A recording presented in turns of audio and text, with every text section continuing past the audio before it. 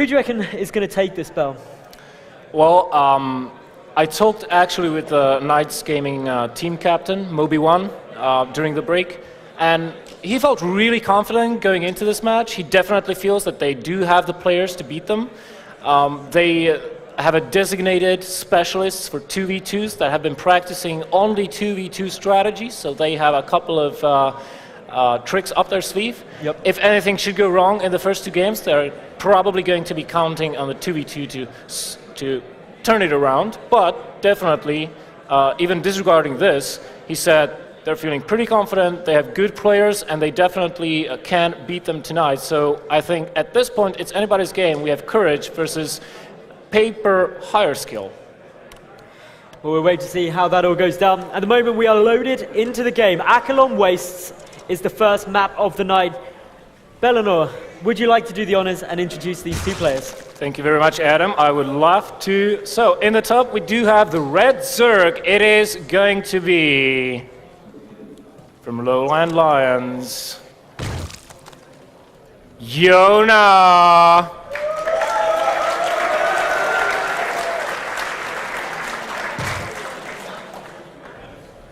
And in the bottom, we do have from KnightS Gaming, one of their very, very good players that they're putting a lot of weight and responsibility on. It is the blue Zerg, Rainman.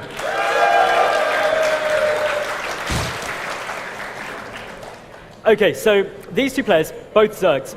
ZVZ is known, we saw it earlier, we've seen quite a few ZVZs today. It's intense. You get the Zergling, Baneling phase, assuming it even gets that far and someone doesn't just decide to Speedling Flood. All the way through to the later stages, do you go for the Mutalisks? Of course. It's a risky move. We saw Rhett earlier with those fungal growths which saved him, got him through to the finals of the individual league.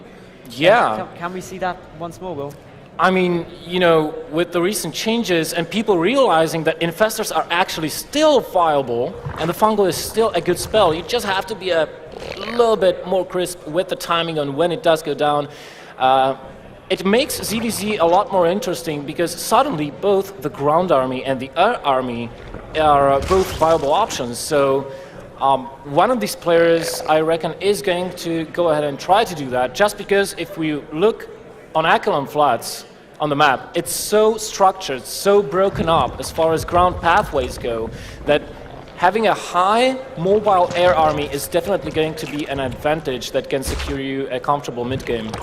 It definitely can. So, as we see, they've gone for different openings on both sides. You had a hatch first, coming down from Rayman. Yona, at the same time, just went for a spawning pool into a quick hatch. The gas is also quite a bit sooner for Rayman, so that just means a quicker speed. Banelings can get out earlier if you want to go that route, and Banelings on Acheron Waste are quite likely because you can't go for the double evolution chamber, Spine Crawler, Queen Wall off at the natural. The ramp is just too big, so you need to get the Banelings there just to protect you against Speedling Floods early game, and as long as you do that, the transition into the later stages on Acheron is quite doable because the third base is really quite likely to be coming out. It's one of those maps where you can secure that third early on, early stages, and we can get into the mid-game quite nicely. And if we do get into the mid-game, it's upgrades. Upgrades in ZVZ are so critically important, especially if you are going for quite a Zergling-heavy composition, Zergling Muta. Upgrades become absolutely essential. So, yeah, definitely. I mean, if you have +1 armor on the mutas, if it's muta versus muta and your opponent doesn't, well, you are going to have an advantage considering it's equals numbers of mutalisks fighting in the air. The same goes for the Zerglings. +1 carapace, of course, helps versus those Baneling detonations. As far as early game goes, well, we're not seeing any Banelingness so far out on the map. Just a couple of scouting links here from Rainman trying to scout things out. He did see the saturation on that base, so probably can judge the timing quite well. Just going by that. Now he's going to try and scout out the main base, but we see Rainman doing a pretty good job of trying to deny that scout. He really doesn't want his opponent to see exactly how much gas has been mined. Look at how he's repositioning the queen, but there we go. Yona does get the scout off, does see the spawning pool working, and even can get a count on the gases. So he's going to be completely in the know. Meanwhile, Baneling Nest going down for Rainman, and Yona responding with a Baneling Nest of his own. So we are going to see a little bit of that Ling-Blink shenanigans, which the early game is characterized. 20 Zerglings are in production for Rainman. This could potentially be quite a big push. This is something you've got to be very cautious of, because if this comes in and does a lot of damage, which it very well may, this scout off may not be prepared for. We've got the Baneling list is going to just be done in time, but getting Banelings out could be really close. It is going to be down to the wire here, just a couple of seconds. You know, I think Yona kind of expected a move like this, so he made Zerglings preemptively. The speed is just about to finish, synced up with the Baneling nest. He needs Banelings of his own because his opponent is going to be morphing them. A giant battle on the ramp. He needs to preserve the lives of those Banelings. Huge flock of Banelings morphing below the ramp further down the road. And Yona will have to be really careful. He does not want to lose his Link army here. It's going to be really tense. The Banelings are coming in. Can he get a good trade? Huge threat going off! And Yona defends! Okay, that hit right there, that completely nullified the entire attack. That was one of the best Baneling hits I've ever seen. Like, 2 Banelings took out, I don't even know, was that like 10? I think it was like something like 8, 10 Banelings with just 2. That was really what Yona needed right now. There's more Zerglings coming in. Okay, so this is still, the pressure is still on. Rayman does have the Zergling advantage, 19 to only 17.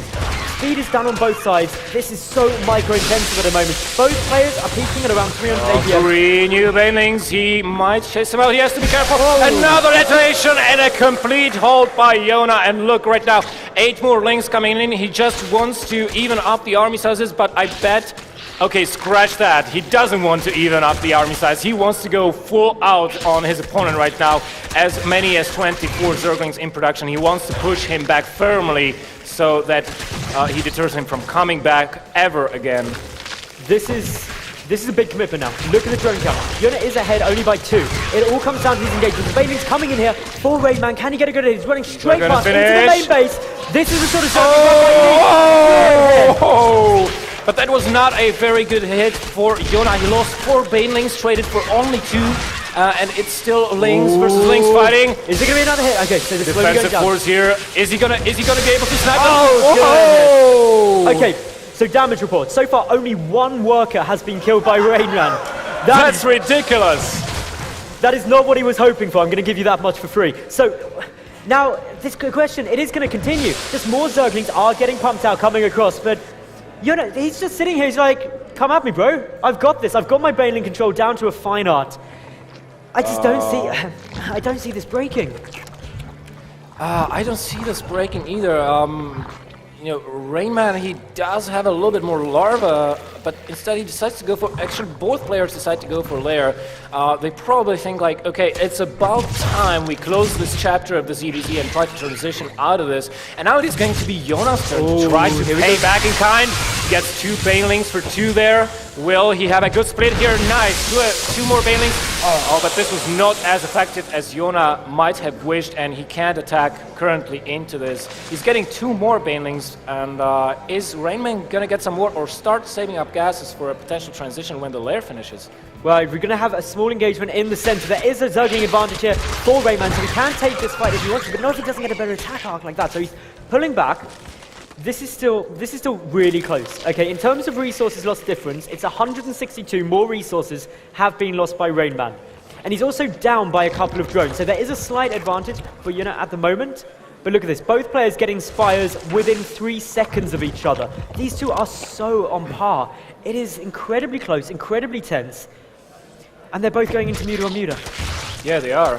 They both want those Mulisks out. And, you know, I don't expect we will see very many Zerglings being made from this point on.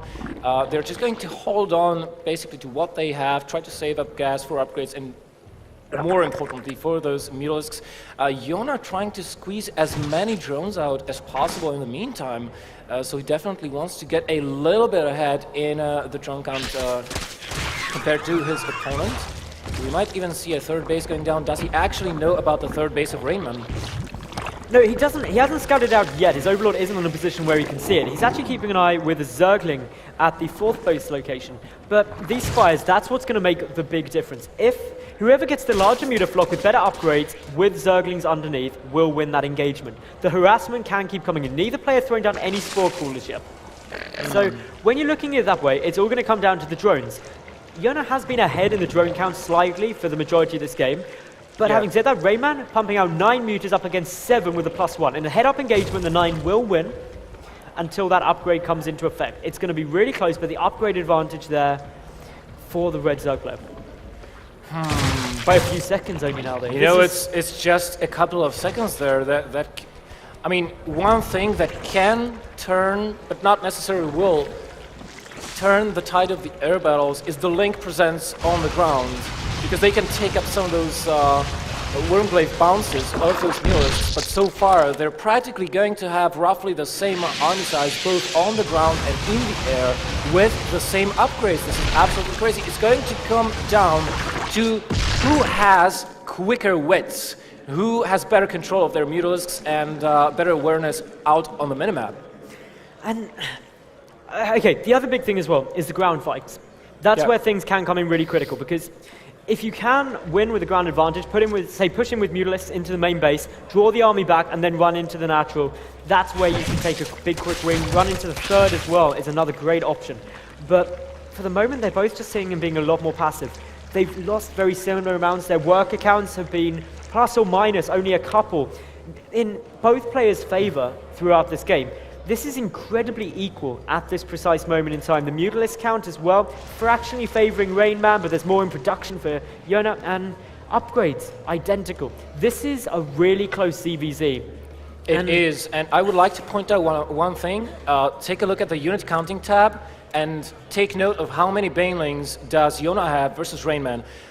If he actually spreads those bandings out so that they can protect versus Ling run-bys, whenever Rainman tries something like this, which is pretty common in Muta versus Muta, he is going to fail miserably unless he is paying 100% attention on that run-by. So that may be the break later on in the game that we will see. So far, both players are a little bit scared of engaging. They don't want to lose any number of Mutalisks than is necessary, so they're just kind of circling each other around like two panthers in a prairie. Oh, we're going to have an engagement here, though. And this is really good. The Bailey hits are quite nice there, but the Mutalisk block is fractionally larger there for Rainman. That's going to force Yona to retreat. In addition to that, the ground force was in Rainman's favor, but we're going to have another engagement coming down. This constant tussling forces superiority. It's going to get so close.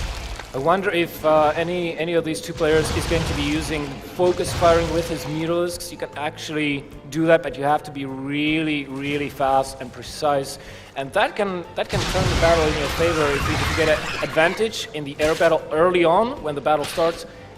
All you have to do is maintain it. So far, massively.